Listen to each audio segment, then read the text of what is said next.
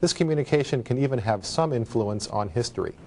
For example, when Russian officials attempted a coup against President Gorbachev in 1991, the Internet played a crucial role in thwarting it. The plotters struck while Gorbachev was on vacation. They hoped to expand their limited support by controlling the flow of information to the West, and particularly to the Russian people. They censored the news and most Russian media and restricted phone links to the West. Television was reduced to playing just operas and old movies. But the plotters forgot about a Russian computer network named Relcom. Mikhail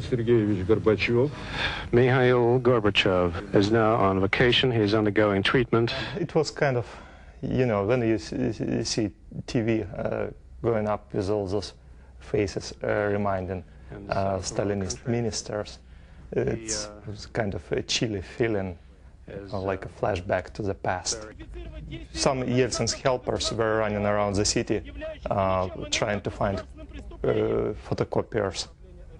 The first piece of paper we got was the first decree by Yeltsen, and we simply typed it in,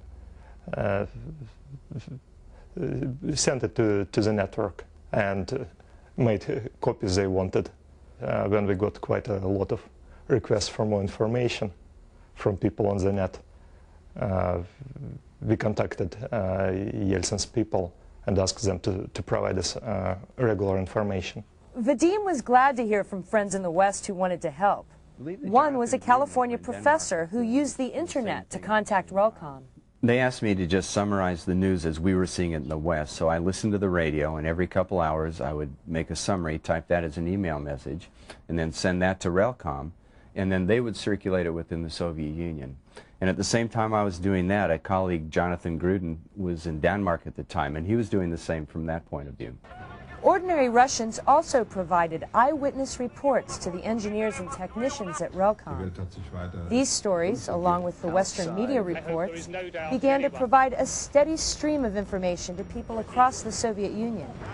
Relcom workers also posted the decrees of Boris Yeltsin, even though Russian media was mostly silent about Yeltsin's defiance. Basically, people who planned the coup were expecting that as soon as they say the mass media, they will create impressions they already won, and regional officials will line up to swear allegiance to them. Now, by providing alternative information, we made it clear that the question is still not decided. Who is on the top?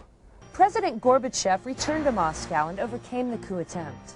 And the extraordinary reform movement that led to the dissolution of the Soviet Union survived.